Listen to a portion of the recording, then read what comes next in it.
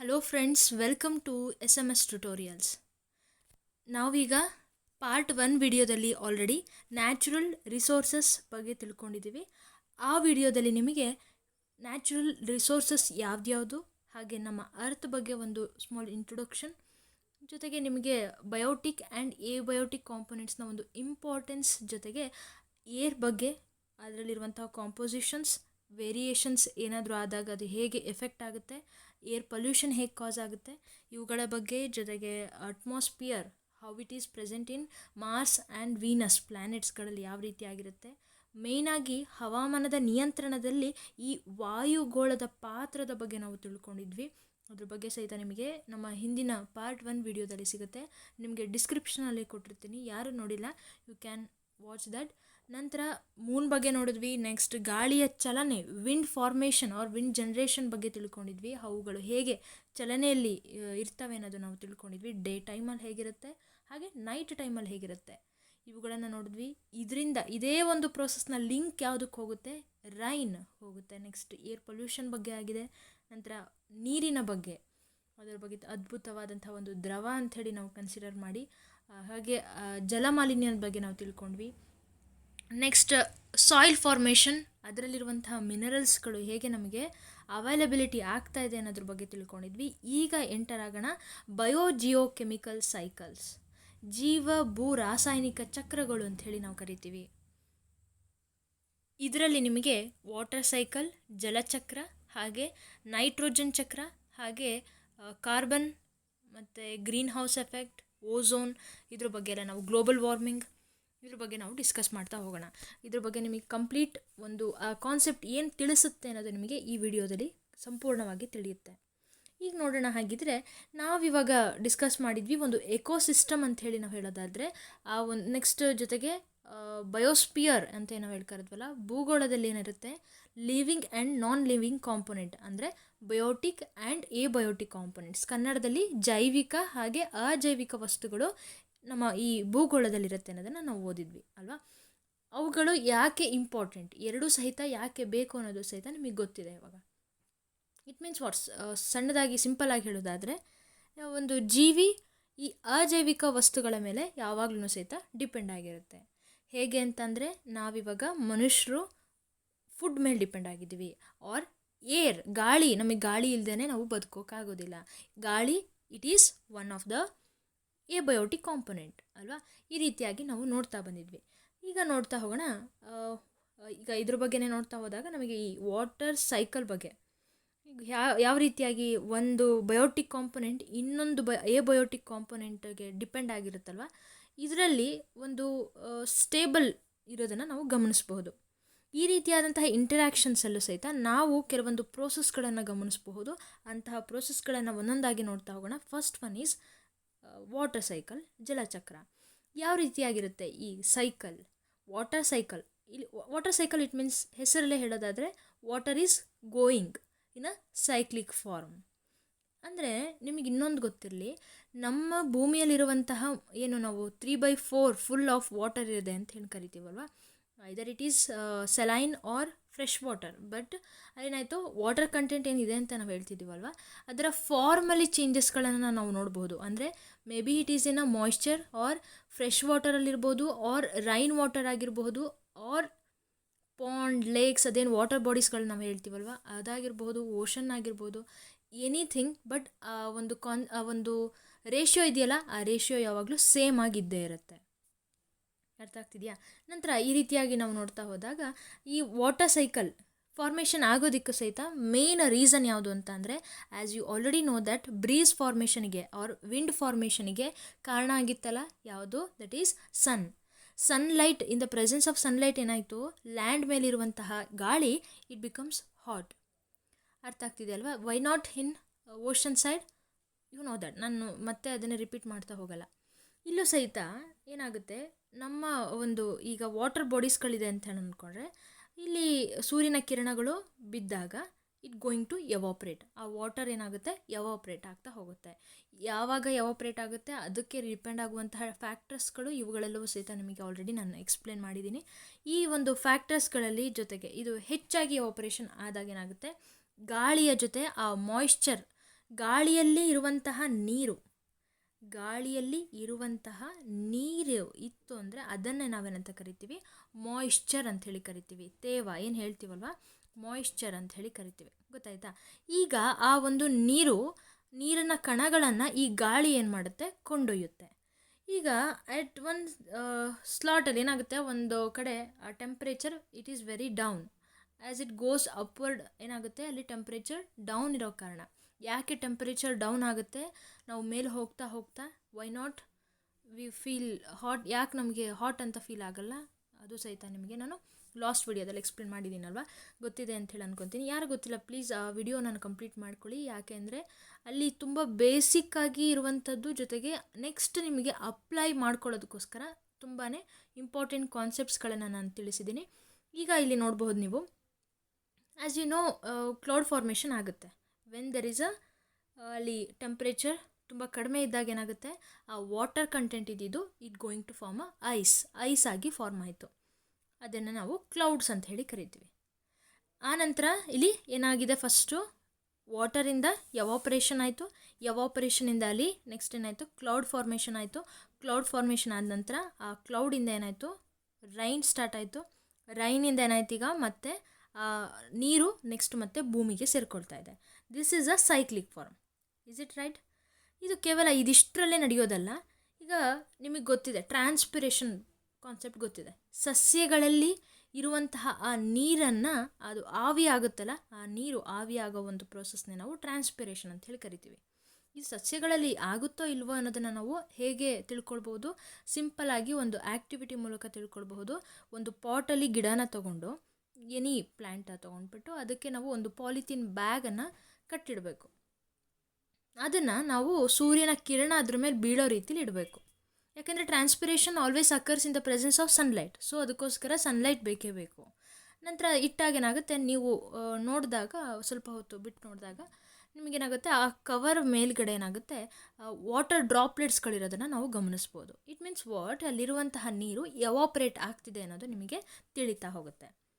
ಗೊತ್ತಾಗ್ತಿದೆಯಾ? ಈ ರೀತಿಯಾಗಿಯೂ ಸಹಿತ ಏನಾಗುತ್ತೆ, ವಾಟರ್ ಲಾಸ್ ಆಗೋದನ್ನು ನಾವು ಗಮನಿಸ್ಬೋದು. ವಾಟರ್ ಲಾಸ್ ಆಯಿತು.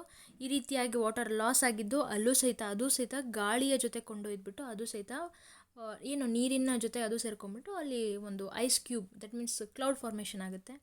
ಈ ರೀತಿಯಾಗಿ ನಾವು ನೋಡ್ತಾ ಹೋದಾಗ ಅದೆಲ್ಲ ಚಕ್ರ ಅದೇನಾಗುತ್ತೆ, ರಿಪೀಟ್ ಆಗ್ತಾನೆ ಇರುತ್ತೆ. ಇದನ್ನೇ ನಾವು ವಾಟರ್ ಸೈಕಲ್ ಅಂತ ಹೇಳಿ ಕರಿತೀವಿ. ಇದೇನಾಗುತ್ತೆ, ಮೋಡ ಆಗುತ್ತೆ, ಮಳೆ ಬರುತ್ತೆ, ಮಳೆಯಿಂದಿದ್ದು ಏನಾಗುತ್ತೆ, ಮತ್ತೆ ಅದು ಗ್ರೌಂಡ್ ವಾಟರಿಗೆ ಸೇರಿಕೊಳ್ಳುತ್ತೆ. ಗ್ರೌಂಡ್ ವಾಟರಿಗೆ ಸೇರಿಕೊಂಡು ನಂತರ ಮತ್ತೆ ಅದು ವಾಟರ್ ಬಾಡೀಸ್ಗಳಿಗೆ ಹೋಗುತ್ತೆ. ಇದೇನಾಗುತ್ತೆ, ರೀಪ್ಲೇಸ್ಮೆಂಟ್, ಮತ್ತು ಅದು ಕಂಟಿನ್ಯೂ ಪ್ರೋಸೆಸ್ಸಲ್ಲಿ ಇನ್ವಾಲ್ವ್ ಆಗ್ತಾ ಹೋಗುತ್ತೆ.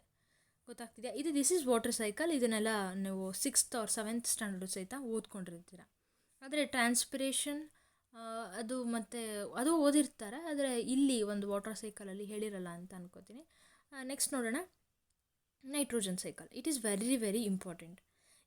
ನೀವು ಯಾವುದೇ ಒಬ್ಬ ಸೈನ್ಸ್ ಸ್ಟೂಡೆಂಟ್ ಅವ್ರ ಸೈನ್ಸ್ ಟೀಚರ್ ಅವ್ರ ನಿಮಗೆ ಗೊತ್ತಿರಬೇಕು, ಸೈನ್ಸ್ ಫೀಲ್ಡಲ್ಲಿ ನಿಮಗೆ ಇಂಟ್ರೆಸ್ಟ್ ಇದೆ ಅನ್ನೋದಾದರೆ ಈ ನೈಟ್ರೋಜನ್ ಸೈಕಲ್ ಸಹಿತ ಒಂದು very much important for the ಈಗ ನಾವು ಒಂದು ಅಗ್ರಿಕಲ್ಚರ್ ಬಗ್ಗೆನೇ ಅಲ್ವಾ, ನಾವು ಮೇಯ್ನಾಗಿ ನಮ್ಮ ಒಂದು ದೇಶದಲ್ಲಿ ನಾವು ಕೊನೆಗೆ ಬರೋದು, ನಮ್ಮ ಬ್ಯಾಕ್ ಬೋನ್ ಇರೋದು ಅಗ್ರಿಕಲ್ಚರ್ ಆಗಿರೋ ಕಾರಣ, ಆ ಕಾರಣದಿಂದ ನಾವು ಮೇಯ್ನಾಗಿ ಈ ನೈಟ್ರೋಜನ್ ಸೈಕಲ್ ಬಗ್ಗೆ ನಾವು ತಿಳ್ಕೊಂಡಿರಲೇಬೇಕು. ಏನಪ್ಪ ಅಂತಂದರೆ, ನಿಮಗೀಗ ಗೊತ್ತಿದೆ, ನಮ್ಮ ಅಟ್ಮಾಸ್ಫಿಯರಲ್ಲಿರುವಂತಹ ಈ ಏರ್, ದಟ್ ಈಸ್ ಬ್ಲ್ಯಾಂಕೆಟ್ ಏನಿದೆ ಅಲ್ವಾ, ಆ ಏರಲ್ಲಿರುವಂತಹ ದಟ್ ಈಸ್ ಮಿಶ್ರಣದಲ್ಲಿರುವಂತಹ ಹೆಚ್ಚು ಭಾಗ ಯಾವುದಾಗಿದೆ, ದಟ್ ಈಸ್ ನೈಟ್ರೋಜನ್. ಎಷ್ಟಿದೆ? 78% ಅಷ್ಟಿದೆ, ಹೌದಲ್ವಾ? ಈ ರೀತಿಯಾಗಿ ಇಷ್ಟು ಅವೈಲಬಿಲಿಟಿ ಆಗಿರುವಂತಹ ಈ ನೈಟ್ರೋಜನ್ ಏನಾಗಿದೆ, ಈ ನೈಟ್ರೋಜನ್ ನಮಗೆ ಎಸೆನ್ಷಿಯಲ್, ನಮಗೆ ಫುಡ್ಡಲ್ಲಿ ಎಸೆನ್ಷಿಯಲ್ ಆಗಿರುವಂಥ ಒಂದು ಏನು ಕಾರ್ಬೋಹೈಡ್ರೇಟ್ಸ್, ಪ್ರೋಟೀನ್ಸ್, ನೀವು ಈ ಘಟಕಗಳೇನಿದಾವಲ್ವ, ಇದರಲ್ಲಿ ಪ್ರೋಟೀನ್ನ ಒಂದು ಸಿಂಥಸಿಸ್ಗೆ, ಪ್ರೋಟೀನಲ್ಲಿ ಉತ್ಪತ್ತಿ ಆಗಬೇಕು ಅಂತಂದರೆ ಈ ನೈಟ್ರೋಜನ್ನು ಇರಲೇಬೇಕು. ನೈಟ್ರೋಜನ್ ಇತ್ತು ಅಂದರೆ ಮಾತ್ರ ಏನಾಗುತ್ತೆ, ನಮಗೆ ಈ ಒಂದು ಈ ಪ್ರೋಟೀನ್ಸ್ ಆಗಿರ್ಬೋದು, ಈವನ್ ಹ್ಯೂಮನ್ಸಲ್ಲಿ ಆರ್ ಲಿವಿಂಗ್ ಆರ್ಗನಿಸಮ್ಸಲ್ಲಿ ನಾವು ನೋಡಬಹುದಾದಂತಹ ಈ ನ್ಯೂಕ್ಲಿಕ್ ಆ್ಯಸಿಡ್ಸ್ಗಳು, DNA ಆ್ಯಂಡ್ RNA ನಾವು ನೋಡ್ತೀವಲ್ವ, ಇದು ನೆಕ್ಸ್ಟ್ ವಿಟಮಿನ್ಸ್ಗಳಲ್ಲಿ ಇವನ್ನೆಲ್ಲ ಸಹಿತ ನಮಗೇನಾಗುತ್ತೆ, ಈ ನೈಟ್ರೋಜನ್ ಅನ್ನೋದು ತುಂಬ ಮುಖ್ಯ ಆಗಿರುತ್ತೆ. ಹಾಗಿದ್ದರೆ ಈ ನೈಟ್ರೋಜನ್ ಸೈಕಲ್ ಅಂತ ಹೇಳ್ತಿದ್ದಾರೆ ಅಂತಂದರೆ ನೈಟ್ರೋಜನ್ ಆ 78% ಅಷ್ಟು ಅದು ಕಾಪಾಡ್ಕೊಳ್ತಿದೆ ಅನ್ನೋದು ಕನ್ಫರ್ಮ್ ಆಯಿತಾ. ಆದರೆ ಅದರ ಫಾರ್ಮ್ಸಲ್ಲಿ ಡಿಫ್ರೆಂಟ್ ಇರ್ಬೋದು. Either it is present in a form of protein ಆಗಿರ್ಬೋದು, ನ್ಯೂಕ್ಲಿಕ್ ಆ್ಯಸಿಡಲ್ಲಿ ಆಗಿರ್ಬೋದು, ಆರ್ ನಮ್ಮ ಅಟ್ಮಾಸ್ಫಿಯರಲ್ಲಿರುವಂಥ ಗ್ಯಾಷಿಯಸ್ ಫಾರ್ಮಲ್ಲೇ ಅಷ್ಟಿರ್ಬೋದು. ಅದು ಸ್ವಲ್ಪ ಅಂದರೆ ಅದರಲ್ಲೇ ಒಂದಿಷ್ಟು ಪ್ರಮಾಣ. ನಂತರ ವಿಟಮಿನ್ಸ್ಗಳಲ್ಲಿ ನಾವು ನೋಡ್ಬೋದು. Next in terms of urea ಆಗಿರ್ಬೋದು, ಆರ್ ಆಲ್ಕೊಲೈಡ್ಸ್ ಫಾರ್ಮೇಷನಲ್ಲಿ ಇರ್ಬೋದು. ಆಲ್ಕೊಲೈಡ್ಸ್ ಅಂತ ಅಂದರೆ ನಮ್ಮ ಈಗೇನು ನಾವು ಇತ್ತೀಚೆಗೆ ನಾವು ನೋಡ್ತಾ ಇರುವಂತಹ ನಿಮಗೆ natural products are organic products ಅಂತ ಏನು ಕರಿತಿದ್ದಾರಲ್ವ, ಅದರಲ್ಲಿ ಯೂಸ್ ಮಾಡುವಂಥದ್ದನ್ನೇ ಈ ಆಲ್ಕೊಲೈಡ್ಸ್ ಅಂದರೆ ಸಸ್ಯಗಳ ಒಂದು ಎಕ್ಸ್ಟ್ರಾಕ್ಟ್ಗಳನ್ನು ಇಲ್ಲಿ ಕೆಮಿಸ್ಟ್ರಿ ಅಂದರೆ ನಮಗೆ ಲ್ಯಾಬಲ್ಲಿ ನಾವು ಪ್ರಿಪೇರ್ ಮಾಡೋದು. ಅದು ಹೇಳ್ತಾರೆ ಇದು that is it is purely natural. There is no naturality. ಅಲ್ಲಿ ಎಲ್ಲದೂ ಸಹಿತ ಕೆಮಿಕಲ್ನ ಯೂಸ್ ಮಾಡ್ದೇ ಯಾವುದೂ ಒಂದು ಪ್ರಾಡಕ್ಟಲ್ಲಿ ರೆಡಿ ಆಗೋದೇ ಇಲ್ಲ. ಬಟ್ ಆ ಒಂದು ಸಿಮಿಲರ್ ಆಗಿರುವಂಥ ಪ್ರಾಡಕ್ಟ್ನ ಇಲ್ಲಿ ರೆಡಿ ಮಾಡ್ತಾರೆ ಅಷ್ಟೆ. So everywhere there is A chemicals.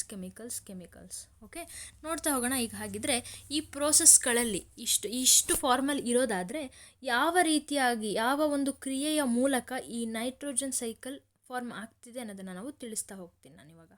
Okay, next ನೋಡೋಣ. ಈಗ ಫಸ್ಟ್ ತೊಗೊಳ್ಳೋಣ.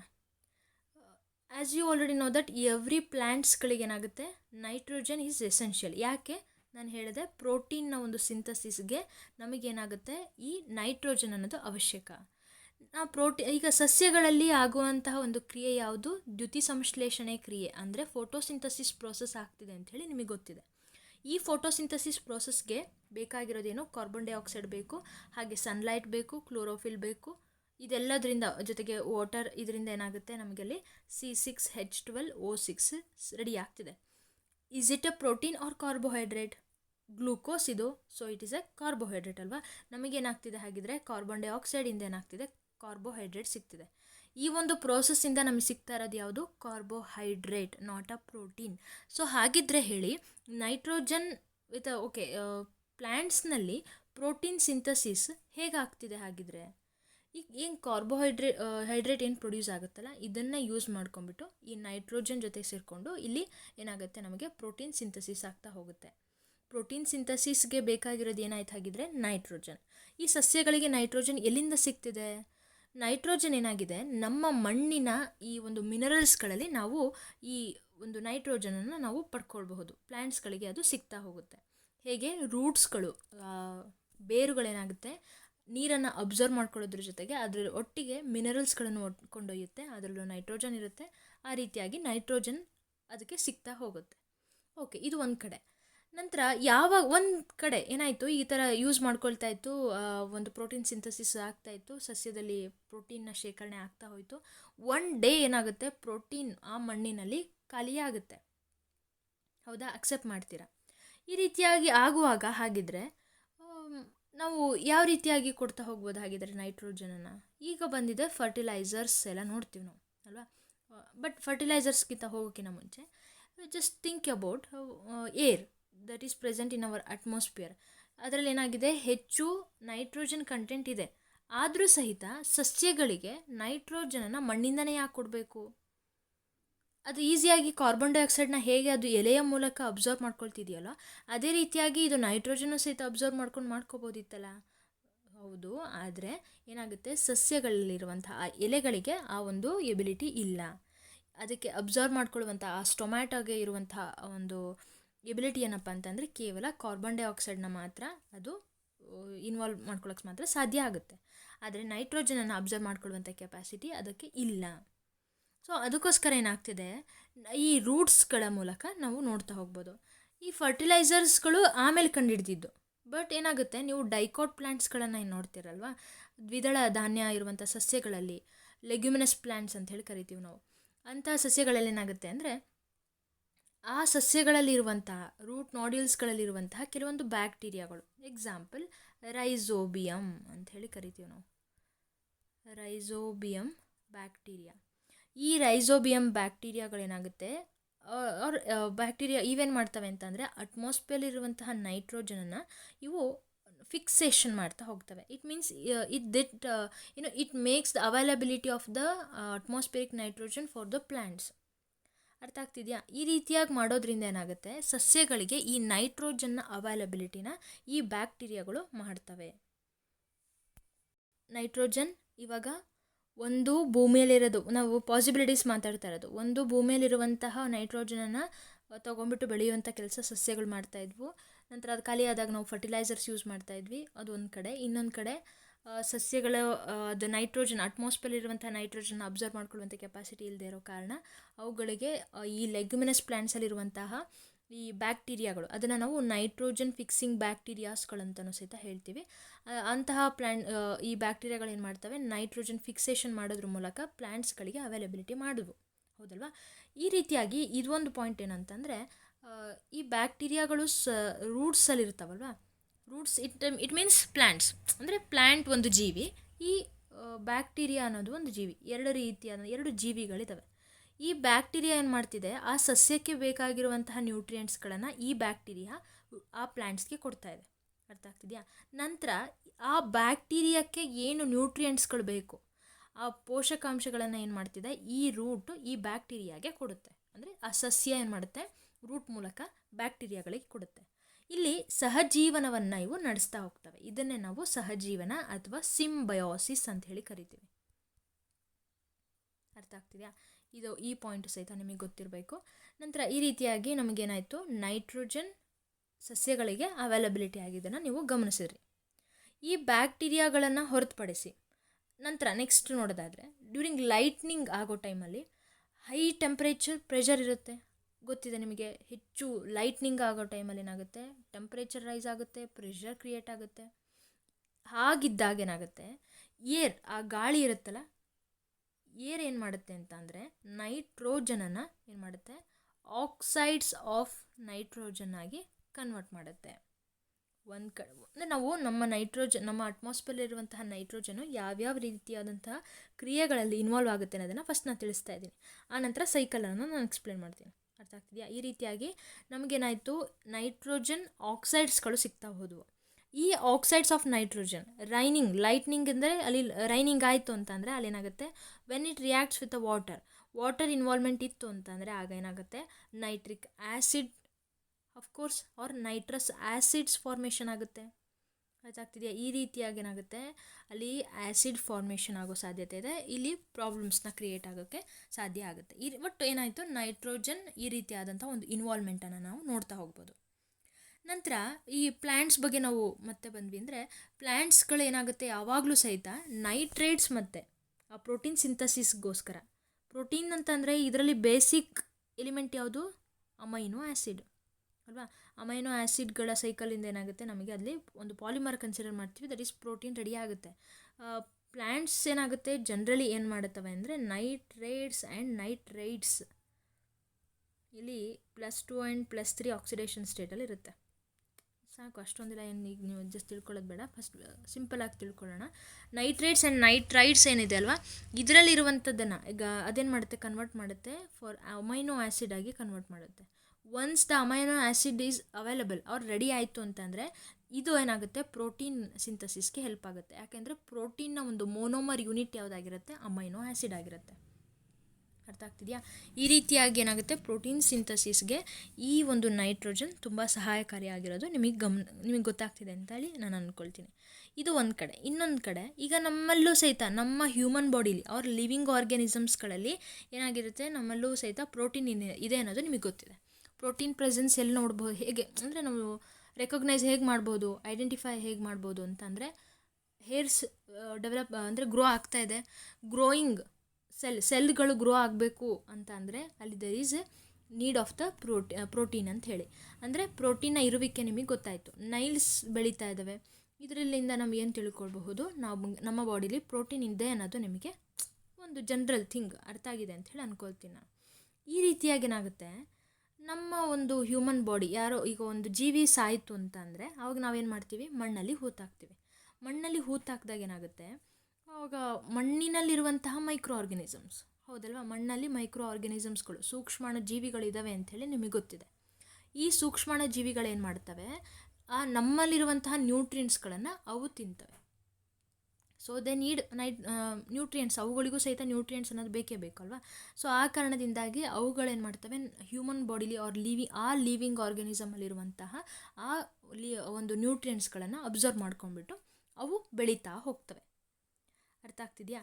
ಈ ರೀತಿಯಾಗಿ ಆಗುವಾಗ ಏನಾಗುತ್ತೆ, ನೈಟ್ರೋಜನ್, ನಮ್ಮ ಬಾಡಿಲಿರುವಂತಹ ನೈಟ್ರೋಜನ್ ಮಣ್ಣಿಗೆ ಸೇರಿಕೊಳ್ತು. ಹೌದಾ? ಅಕ್ಸೆಪ್ಟ್ ಮಾಡ್ತೀರಲ್ವಾ? ಅಂದರೆ ದಟ್ ಈಸ್ ಸೈಕಲ್ ಪ್ರೋಸೆಸ್ ಆಗ್ತಾ ಇದೆ ಅನ್ನೋದು ನಿಮಗೆ ನಾನು ತಿಳಿಸ್ತಾ ಇರೋದು. ಈಗ ಫುಲ್ ಸೈಕಲ್ನ ನಾವು ನೋಡೋದಾದರೆ, ನೈಟ್ರೋಜನ್ ಈಗ ಮೇಯ್ನಾಗಿ ನಮಗೆ ಸಿಗ್ತಾ ಇರೋದು ಅಟ್ಮಾಸ್ಫಿಯರಲ್ಲಿ. ಅರ್ಥ ಆಗ್ತಿದೆಯಾ? ಇದೇನಾಗುತ್ತೆ, ನಮಗೆ ಗ್ರೀನ್ ಪ್ಲ್ಯಾಂಟ್ಸ್ಗೆ ಅವೈಲಬಲ್ ಆಗ್ತಾಯಿದೆ with the help of bacteria. ಆ ಪ್ರೋಸೆಸ್ನ ನಾವೇನಂತ ಕರಿತೀವಿ, ನೈಟ್ರೋಜನ್ ಫಿಕ್ಸೇಷನ್ ಅಂತ ಹೇಳಿ ಕರಿತೀವಿ. ಅರ್ಥ ಆಗ್ತಿದೆಯಾ? ಇದೇನಾಗುತ್ತೆ ಅಂದರೆ ಪ್ಲ್ಯಾಂಟ್ಸ್ಗಳ ಒಂದು ಡೆವಲಪ್ಮೆಂಟ್ಗೋಸ್ಕರ ಅವ್ರ ಅನಿಮಲ್ಸ್ಗಳಿಗೆ ಯೂಸ್ ಆಗಿಬಿಟ್ಟು ನಂತರ ಅದು ನೈಟ್ರೇಟ್ಸ್ ಕನ್ವರ್ಟ್ ಆಗಿ ಮತ್ತೆ ಅದು ಪುನಃ ಏನಾಗುತ್ತೆ, ನಮಗೆ ಗ್ರೀನ್ ಪ್ಲ್ಯಾಂಟ್ಸ್ಗೆ ಅವೈಲಬಲ್ ಆಗ್ತಿದೆ. ಕೊನೆಗದು ಏನಾಗುತ್ತೆ, ಸೈಕಲ್ ಒಳಗಡೆನೇ ರಿಪೀಟ್ ಆಗುತ್ತೆ. ಗೊತ್ತಾಗ್ತಿದೆಯಾ? ಏನು ನಾವು ಹೇಳಿದ್ನಲ್ಲ ನಿಮಗೆ, ನೈಟ್ರೇಟ್ಸ್ ಆಗಿ ಕನ್ವರ್ಟ್ ಆಗಿ ಅದು ಕೊನೆಗೆ ನಮಗೆ ಅಮೈನೋ ಆ್ಯಸಿಡಾಗಿ ಸಿಗುತ್ತೆ. ಆ ಅಮೈನೋ ಆ್ಯಸಿಡಿಂದ ನಮಗೆ ಕೊನೆಗೆ ಸಿಗೋದು ಪ್ರೋಟೀನ್ ಸಿಗುತ್ತೆ ಅಂತ ಹೇಳಿ ನಾನು ಹೇಳಿದೆ. ನಂತರ ಈಗ ಇದು ಒಂದು ಕಡೆ ಆದರೆ, ಇನ್ನೊಂದು ಕಡೆ ನಾವು ಭೂಮಿಲಿ ನಾವೇನು ಹೇಳಿದ್ನಲ್ಲ, ಭೂಮಿಲಿ ಹೂತಾಕಿದಾಗ ಏನಾಗುತ್ತೆ, ನಮಗೆ ಭೂಮಿಯಿಂದ ಸಿಗ್ತಾ ಇದೆ ನೈಟ್ರೋಜನ್ ಸಿಗ್ತಾ ಇದೆ. ಅಂದರೆ ಥ್ರೂ ಪ್ಲ್ಯಾಂಟ್ಸ್ ನಾವು ಸಸ್ಯಾಹಾರಿ ನಾವು ಮಾಂಸಾಹಾರಿ ಪ್ರಾಣಿಗಳನ್ನು ಏನು ನೋಡ್ತೀವಲ್ವ, ಈ ರೀತಿಯಾಗಿ ನಾವು ಸಸ್ಯದಿಂದ ನಮಗೆ ಪ್ರೋಟೀನ್ ಸಿಕ್ತು ಅಂತಂದರೆ, ಈಗ ನಮ್ಮಲ್ಲಿ ಪ್ರೋಟೀನ್ ಬಂತು, ನಮ್ಮಿಂದ ಪ್ರೋಟೀನ್ ನಮ್ಮಲ್ಲಿದೆ. ಇವಾಗ ಆ ಪ್ರೋಟೀನ್ನ ನಾವು ತಿಂದಾದಮೇಲೆ ನಾವು ಮತ್ತೆ ಭೂಮಿಗೆ ಹೋಗ್ತೀವಿ. ನಮ್ಮಲ್ಲಿರುವಂತಹ ಒಂದು ನ್ಯೂಟ್ರಿಯೆಂಟ್ ಅದು ನೈಟ್ರೋಜನ್ ಅದೇನಾಗುತ್ತೆ, ಭೂಮಿಗೆ ಹೋಗುತ್ತೆ. ಈ ರೀತಿಯಾಗಿ ಇದು ಸಹಿತ ಸೈಕಲ್ ಆಯಿತು. ಈ ರೀತಿಯಾಗಿ ನಾವು ನೋಡ್ತಾ ಹೋಗ್ಬೋದು. This is called nitrogen cycle.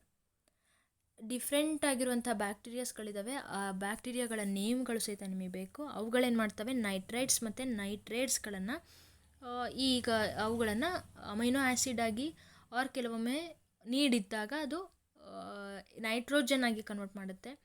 ಅದು ಏನಾಗುತ್ತೆ, ಈ ಒಂದು ನೈಟ್ರೋಜನ್ ಸೈಕಲ್ನ ಫಾರ್ಮೇಷನ್ ಆಗೋದಕ್ಕೆ ಇದು ಸಹಾಯಕಾರಿ ಆಗಿರುತ್ತೆ. ನೆಕ್ಸ್ಟ್ ನೋಡ್ತಾ ಹೋಗೋಣ, ಕಾರ್ಬನ್ ಸೈಕಲ್. ಇದರಲ್ಲಿ ನಾವು ಕಾರ್ಬನ್ ಬಗ್ಗೆ ಸ್ಟಡಿ ಮಾಡೋದು. ಇದರಲ್ಲೂ ಸಹಿತ ಸೈಕಲ್ ಫಾರ್ಮೇಷನನ್ನು ನಾವು ನೋಡ್ತಾ ಹೋಗ್ಬೋದಲ್ವಾ. Carbon it is found in our earth. ಹೌದಲ್ವಾ? ಎಲ್ಲಿ ನಿಮಗೆ ಈಸಿಯಾಗಿ ಹೇಳ್ಬೋದು ಅಂತಂದರೆ, ಕಾರ್ಬನ್ ಡೈಆಕ್ಸೈಡ್ ಇದೆ ನಮ್ಮ ಏರಲ್ಲಿ ಅಲ್ವಾ. ನಮ್ಮ ಬಾಡಿಯಲ್ಲಿರುವಂತಹ ಗ್ಲೂಕೋಸ್ ಯೂನಿಟಲ್ಲಿ ಕಾರ್ಬನ್ ಇದೆ, ಪ್ರೋಟೀನ್ ಯೂನಿಟಲ್ಲಿ ಕಾರ್ಬನ್ ಇದೆ, ಫ್ಯಾಟಲ್ಲಿ ಕಾರ್ಬನ್ ಇದೆ. ಈ ರೀತಿಯಾಗಿ ನಾವು ಕಾರ್ಬನ್ ಇರುವಿಕೆನ ನಾವು ಸಿಂಪಲಾಗಿ ಹೇಳೋಕ್ಕೆ ನೋಡಿದ್ವಿ.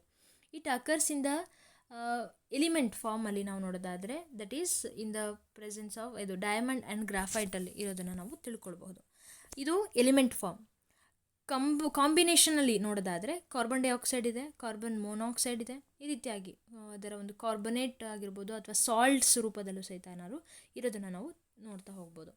ಇದಿಷ್ಟು ಒಂದು ಕಡೆ ಅದೇ ಹೇಳಿದ್ನ ನಾನು, ಪ್ರೋಟೀನ್, ಕಾರ್ಬೋಹೈಡ್ರೇಟ್, ಫ್ಯಾಟ್ಸಲ್ಲಿ, ನ್ಯೂಕ್ಲಿಕ್ ಆ್ಯಸಿಡ್ಸಲ್ಲಿ, ವಿಟಮಿನ್ಸ್ಗಳಲ್ಲಿ ಇರೋದನ್ನು ನಾವು ಈ ರೀತಿಯಾಗಿ ಕಾರ್ಬನ್ ಒಂದು element and combined or combination ಫಾರ್ಮಲ್ಲಿ ಇರೋದನ್ನು ನಾವು ನೋಡ್ತಾ ಹೋಗ್ಬೋದು.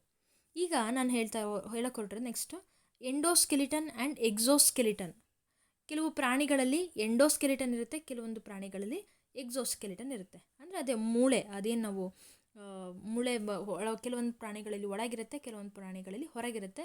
So that to protect the inner ಆರ್ಗನ್ಸ್ಗಳನ್ನು. ಗೊತ್ತಾಗ್ತಿದೆ? ಈ ರೀತಿಯಾಗಿ ಅಂದರೆ ಕೆಲವೊಂದು ಬಾಡಿಲಿ ಏನಾಗಿರುತ್ತೆ, ಶೆಲ್ಸ್ಗಳಿರುತ್ತಲ್ವ. ನೀವು ಜಿರಳೆ ನೋಡ್ತೀವಲ್ವ, ಆ ಜಿರಳೆಯಲ್ಲಿ ಏನಾಗಿರುತ್ತೆ, ಎಕ್ಸೋಸ್ಕೆಲಿಟನ್. ಅದೇ ಆ ಒಂದು ಸ್ಕೆಲಿಟನ್ ಅದರಲ್ಲಿ ಏನಿರುತ್ತೆ, ಕಾರ್ಬನೇಟ್ ಸಾಲ್ಟ್ಸ್ಗಳಿಂದ ಮಾಡಲಾಗಿರುತ್ತೆ. That means there is a carbon ಅನ್ನೋದು ನಿಮಗೆ ಗೊತ್ತಾಯಿತು. ಅರ್ಥ ಆಗ್ತಿದೆಯಾ? ಎಲ್ಲ ಒಂದು ಜೀವಿಗಳಲ್ಲೂ ಸಹಿತ ಈ ಒಂದು ಕಾರ್ಬನ್ ಇರೋದನ್ನು ನಾವು ಗಮನಿಸಬಹುದು. ಈಗ ಒಂದು ಪ್ರೋಸೆಸ್ ನಿಮಗೆ ಫೆಮಿಲಿಯರ್ ಆಗಿರೋ ಗೊತ್ತಿರುವಂತಹ ಒಂದು ಪ್ರೋಸೆಸ್, ದಟ್ ಈಸ್ ಫೋಟೋಸಿಂಥಸಿಸ್. ಈ ಫೋಟೋಸಿಂಥಸಿಸಲ್ಲಿ ಏನಾಗುತ್ತೆ, ನಮಗೆ carbon dioxide that is present in our atmosphere is absorbed by the plants. ಆ ಪ್ಲ್ಯಾಂಟ್ಸಲ್ಲಿ ಏನಾಗುತ್ತೆ, ಅದು ಅಬ್ಸಾರ್ವ್ ಮಾಡ್ಕೊಳ್ಳುತ್ತೆ ಥ್ರೂ ಸ್ಟೊಮ್ಯಾಟ, ಗೊತ್ತಿದೆ, ಲೀವ್ಸ್ಗಳಲ್ಲಿರುತ್ತೆ. ಅದನ್ನು ಅಬ್ಸಾರ್ವ್ ಮಾಡ್ಕೊಂಡ್ಬಿಟ್ಟು ಅದು ನಂತರ ಏನಾಗುತ್ತೆ, ನಮಗೆ ಗ್ಲೂಕೋಸ್ ಯೂನಿಟ್ಸ್ಗಳಾಗಿ ಆರ್ ಕಾರ್ಬೋಹೈಡ್ರೇಟ್ ಆಗಿ ಸಿಗುತ್ತೆ. ದಟ್ ಮೀನ್ಸ್ ಇಲ್ಲಿ ಕಾರ್ಬನ್ ಇರೋದನ್ನು ನಾವು ಗಮನಿಸ್ಬೋದು. ಈ ರೀತಿಯಾಗಿ ಒಂದು ಕಡೆ ಆದರೆ, ಇನ್ನೊಂದು ಕಡೆ ರೆಸ್ಪಿರೇಷನ್. ನಮ್ಮ ಹ್ಯೂಮನ್ ರೆಸ್ಪಿರೇಷನ್ ನಾವು ನೋಡ್ಬೋದು. ಕಾರ್ಬನ್ ಡೈಆಕ್ಸೈಡ್ನ ನಾವು ಎಕ್ಸೇಲ್ ಮಾಡ್ತಿದ್ವಿ, ಆಕ್ಸಿಜನ್ ಇನ್ಹೇಲ್ ಮಾಡ್ತಾ ಕಾರ್ಬನ್ ಡೈಆಕ್ಸೈಡನ್ನು ಎಕ್ಸೈಲ್ ಮಾಡ್ತಾಯಿದ್ವಿ. ಈ ರೀತಿಯಾಗಿ ಏನಾಯಿತು, ನಮಗೆ ಕಾರ್ಬನ್ ಡೈಆಕ್ಸೈಡ್ನ ಒಂದು ಇನ್ವಾಲ್ವ್ಮೆಂಟ್ನ ನಾವು ತಿಳ್ಕೊಳ್ಬಹುದು. ಈಗ ನಮ್ಮ ಅಟ್ಮಾಸ್ಫಿಯರಲ್ಲಿರುವಂತಹ ಈ ಕಾರ್ಬನ್ ಡೈಆಕ್ಸೈಡ್ನ that is dissolved in the water, ಅದೇನಾಗುತ್ತೆ ನಮಗೆ ಗ್ಲೂಕೋಸ್ ಮಾಲಿಕ್ಯೂಲ್ಸ್ಗಳಾಗಿ ಸಿಗ್ತಾ ಹೋಗುತ್ತೆ. ಅಂದರೆ in the presence of chlorophyll and sunlight ಇದ್ದಾಗ ಮಾತ್ರ ಅದನ್ನು ನಾವು ದ್ಯುತಿ ಸಂಶ್ಲೇಷಣೆ ಕ್ರಿಯೆಯಲ್ಲಿ ನಾವು ನೋಡ್ತಾ ಹೋಗ್ಬೋದು. ಗೊತ್ತಾಗ್ತಿದೆಯಾ? ಈ ಒಂದು ಗ್ಲೂಕೋಸ್ ಯೂನಿಟಿಂದನೇ ನಾವೇನು ಮಾಡ್ಬೋದು, ವಿ ಕ್ಯಾನ್ ಗೆಟ್ ಎನರ್ಜಿ, ಶಕ್ತಿನ ಪಡೆಯೋದಕ್ಕೆ ಮೂಲವಾಗಿ ನಾವು ಈ ರೀತಿಯಾಗಿ ನಾವು ಪಡಿತಾ ಹೋಗ್ಬೋದು. ಇದೇ ಒಂದು ಶಕ್ತಿನ ನಾವು ಪಡ್ಕೊಂಡಾದಮೇಲೆ ಆ ಶಕ್ತಿನ ಯುಟಿಲೈಸ್ ಮಾಡ್ಕೊಳ್ಳೋದಕ್ಕೆ ನಮ್ಮಲ್ಲಿ ಏನಾಗುತ್ತೆ, ರೆಸ್ಪಿರೇಷನ್ ಪ್ರೋಸೆಸ್ ಆಗುತ್ತೆ. ಇದರಲ್ಲಿ ಇನ್ ದ ಪ್ರೆಸೆನ್ಸ್ ಆಫ್ ಆಕ್ಸಿಜನಿಂದ ಆಗಿದಾಗ ಏರೋಬಿಕ್ ರೆಸ್ಪಿರೇಷನ್, ಇಲ್ದಾಗ ಆ್ಯನರೋಬಿಕ್ ರೆಸ್ಪಿರೇಷನ್. ಈ ರೀತಿಯಾಗಿ ನಾವು ನಮ್ಮ ಬಾಡಿಲಿ ರೆಸ್ಪಿರೇಷನ್ ಆಗುವಾಗ ಈ ಗ್ಲೂಕೋಸ್ ಯೂನಿಟ್ಸ್ಗಳು ಏನಾಗಿರುತ್ತೆ, ನಮ್ಮ ಬಾಡಿಲಿರುವಂತಹ ಗ್ಲೂಕೋಸ್ ಏನಾಗುತ್ತೆ, it again convert into the carbon dioxide ಅಲ್ವಾ. ಕಾರ್ಬನ್ ಡೈಆಕ್ಸೈಡ್ ರಿಲೀಸ್ ಆಗೋ ಕಾರಣನೇ ನಾವು ಎಕ್ಸೇಲ್ ಮಾಡ್ತೀವಿ ಕಾರ್ಬನ್ ಡೈಆಕ್ಸೈಡನ್ನು. Again this carbon dioxide again go back to the atmosphere. ಅರ್ಥ ಆಗ್ತಿದೆಯಾ? ಈ ರೀತಿಯಾಗಿ ಏನಾಯಿತು, ಸೈಕಲ್, ಇದು ಒಂದು ಸೈಕಲ್. ಈ ರೀತಿಯಾಗಿ ಇದು ಒಂದು ಕಡೆ ಆದರೆ, ಇನ್ನೊಂದು ಕಡೆ ನೋಡೋದಾದರೆ ದಟ್ ಈಗೇನು ಅಟ್ಮಾಸ್ಫಿಯರಲ್ಲಿರುವಂತಹ ಈ ಕಾರ್ಬನ್ ಡೈಆಕ್ಸೈಡ್ ಅದೇನಾಗುತ್ತೆ, ಫ್ಯೂಯಲ್ಸ್ ಇದರಿಂದ ಬರುವಂಥದ್ದು. ಈಗ ನಾನು ಫಾಸಿಲ್ ಫ್ಯೂಯಲ್ಸ್ಗಳೇನು ಹೇಳಿದ್ನಲ್ವ, ಜೊತೆಗೆ ನಾವು ಕುಕ್ಕಿಂಗ್ ಮಾಡಿದಾಗ ಆಗಿರ್ಬೋದು, ಅಥವಾ ನಾವು ಬರ್ನಿಂಗ್ ಮಾಡಿದಾಗ, ಈಗ ವುಡ್ಗಳನ್ನು ಕಾಡ್ಗಿಚ್ಚು ಅದರಿಂದ ಬಂದಿದ್ದಾಗಿರ್ಬೋದು. ಈ ರೀತಿಯಾಗಿಯೂ ಸಹಿತ ನಮಗೇನಾಗುತ್ತೆ, ಕಾರ್ಬನ್ ಡೈಆಕ್ಸೈಡ್ ನಮ್ಮ ಒಂದು ಅಟ್ಮಾಸ್ಫಿಯರಿಗೆ ಆ್ಯಡ್ ಆಗ್ತಾ ಹೋಗುತ್ತೆ. ನೆಕ್ಸ್ಟ್ ಈ ರೀತಿಯಾಗಿ ಇದೊಂದು ಒಟ್ಟಾರೆಯಾಗಿ ಏನಂದರೆ, ನಮ್ಮ ಅಟ್ಮಾಸ್ಫಿಯರಲ್ಲಿ ಇರಬೇಕಾಗಿರುವಂತಹ ಒಂದು ಕಾರ್ಬನ್ ಡೈಆಕ್ಸೈಡ್ನ ಪರ್ಸೆಂಟೇಜ್ 0.04% ಅಷ್ಟು ಇರಬೇಕು. ಆದರೆ ನಮ್ಮಲ್ಲಿ ಈ ಒಂದು ಡಿಫಾರೆಸ್ಟೇಷನ್, ಕಾಡಿನ ಪ್ರಮಾಣ, ಅದರ ಒಂದು ಪರ್ಸೆಂಟೇಜ್ ಕಡಿಮೆ ಆಗ್ತಿರೋ ಕಾರಣದಿಂದಾಗಿ, ಯಾಕೆ ಕಾಡಿರಬೇಕು ಫಸ್ಟ್ ಅದನ್ನು ತಿಳ್ಕೊಳ್ಳಿ. ಈಗ ಕಾಡುಗಳು ಹೆಚ್ಚಿದ್ದಾಗ, ಮರಗಳು ಹೆಚ್ಚಿದ್ದಾಗ ಏನಾಗುತ್ತೆ ಅಂದರೆ, ಈ ಅಟ್ಮಾಸ್ಫಿಯರಲ್ಲಿ ಇರುವಂತಹ ಕಾರ್ಬನ್ ಡೈಆಕ್ಸೈಡನ್ನು ಅದು ಯೂಸ್ ಮಾಡ್ಕೊಂಬಿಟ್ಟು ಫೋಟೋಸಿಂಥಸಿಸ್ ಮಾಡಿ ಆಕ್ಸಿಜನನ್ನು ಬಿಡುಗಡೆ ಮಾಡ್ತಿರುತ್ತೆ. ಅರ್ಥ ಆಗ್ತಿದೆಯಾ? ಈ ರೀತಿಯಾಗಿ ಬಿಡುಗಡೆ ಮಾಡೋದ್ರ ಜೊತೆಗೆ ಅದು ಕಾರ್ಬನ್ ಡೈಆಕ್ಸೈಡ್ನ ಪ್ರಮಾಣವನ್ನು ಮೇಂಟೈನ್ ಮಾಡ್ಕೊಳ್ಳೋದಕ್ಕೆ ಇದು ಸಹಾಯಕಾರಿ. ಇನ್ನೊಂದು ಬಿಸಿಲನ್ನು ಡೈರೆಕ್ಟಾಗಿ ಭೂಮಿಗೆ ಕೊಡದೇ ಇರೋ ರೀತಿಯಲ್ಲಿ ಮೇಂಟೈನ್ ಮಾಡುತ್ತೆ. ಹೌದಲ್ವಾ? ಇದು ಒಂದು ಕಡೆ ಆದರೆ, ಈ ರೀತಿಯಾಗಿ ನಾವು ಮರಗಳನ್ನು ಕಡಿತಾ ಹೋದಾಗ ಏನಾಗುತ್ತೆ, ಆ ಒಂದು ಕಾರ್ಬನ್ ಡೈಆಕ್ಸೈಡನ್ನು ಯುಟಿಲೈಸ್ ಮಾಡ್ಕೊಂಬಿಟ್ಟು ಆಕ್ಸಿಜನ್ನ ಬಿಡುಗಡೆ ಕಡಿಮೆ ಆಗ್ತಾ ಹೋಗುತ್ತೆ. ಹೌದಲ್ವಾ? ಅಲ್ಲಿ ಬಿಡುಗಡೆ ಕಡಿಮೆ ಆಗ್ತಿದೆ, ಇಟ್ ಮೀನ್ಸ್ ವಾಟ್, ಕಾರ್ಬನ್ ಡೈಆಕ್ಸೈಡ್ನ ಯುಟಿಲೈಸೇಷನ್ ಕಡಿಮೆ ಆಗ್ತಿದೆ, ಕಾರ್ಬನ್ ಡೈಆಕ್ಸೈಡ್ನ ಪರ್ಸೆಂಟೇಜ್ ಇನ್ಕ್ರೀಸ್ ಆಗ್ತಾ ಹೋಗ್ತಿದೆ. ಇನ್ಕ್ರೀಸ್ ಆದಂತೆ ಏನಾಗುತ್ತೆ, ನಮಗಿಲ್ಲಿ ಟೆಂಪರೇಚರ್ ಅಫೆಕ್ಟ್ ಆಗ್ತಾ ಹೋಗುತ್ತೆ, ಟೆಂಪ್ರೇಚರ್ ರೈಸ್ ಆಗ್ತಾ ಹೋಗುತ್ತೆ. ದಹನ ಕ್ರಿಯೆಗಳಾಗುತ್ತೆ, ದಹನ ಕ್ರಿಯೆಯಿಂದ ಬಂದದ್ದು, ಫ್ಯಾಕ್ಟ್ರೀಸ್ಗಳಿಂದ ರಿಲೀಸ್ ಆಗಿದ್ದು, ವೆಹಿಕಲ್ಸ್ಗಳಿಂದ ರಿಲೀಸ್ ಆಗಿದ್ದು, ಇದರಲ್ಲೆಲ್ಲದರಲ್ಲೂ ಸಹಿತ ಕಾರ್ಬನ್ ಕಾನ್ಸಂಟ್ರೇಷನ್ ಹೆಚ್ಚಾಗಿರುತ್ತೆ. ಈ ಕಾರಣದಿಂದಾಗಿ ನಾವು ನಮ್ಮ ಎನ್ವಿರಾನ್ಮೆಂಟಲ್ಲಿ ಇಂಬ್ಯಾಲೆನ್ಸ್ ಆಗ್ತಾ ಇರೋದನ್ನು ನಾವು ಗಮನಿಸ್ತಾ ಹೋಗ್ಬೋದು. ಇದರಿಂದನೇ ಎಫೆಕ್ಟ್ ಆಗೋದು global warming and greenhouse effect. ಇದನ್ನೆಲ್ಲ ನಾವು ಈಗ ತಿಳ್ಕೊಳ್ತಾ ಹೋಗೋಣ. As increase in the temperature of the these gases in the atmosphere, what happen, there will be a formation of greenhouse ಎಫೆಕ್ಟಿಂದ ಏನಾಗುತ್ತೆ, ಅಲ್ಲಿ ಆ್ಯಾವ್ರೇಜ್ ಟೆಂಪ್ರೇಚರಲ್ಲಿ ಇಂಬ್ಯಾಲೆನ್ಸ್ ಆಗೋದನ್ನು ನಾವು ನೋಡ್ತಾ ಹೋಗ್ಬೋದು. ಗ್ರೀನ್ ಹೌಸ್ ಗ್ಯಾಸ್ ಯಾವುದು ಅಂತಂದರೆ, ಹಸಿರು ಮನೆಯ ಒಂದು ಅನಿಲ ಯಾವುದು ಅಂತಂದರೆ, ದಟ್ ಈಸ್ ಕಾರ್ಬನ್ ಡೈಆಕ್ಸೈಡ್. ಎಕ್ಸಾಮಲ್ಲಿ ಕೇಳ್ತಾರೆ, ದಟ್ ಈಸ್ ಕಾರ್ಬನ್ ಡೈಆಕ್ಸೈಡ್.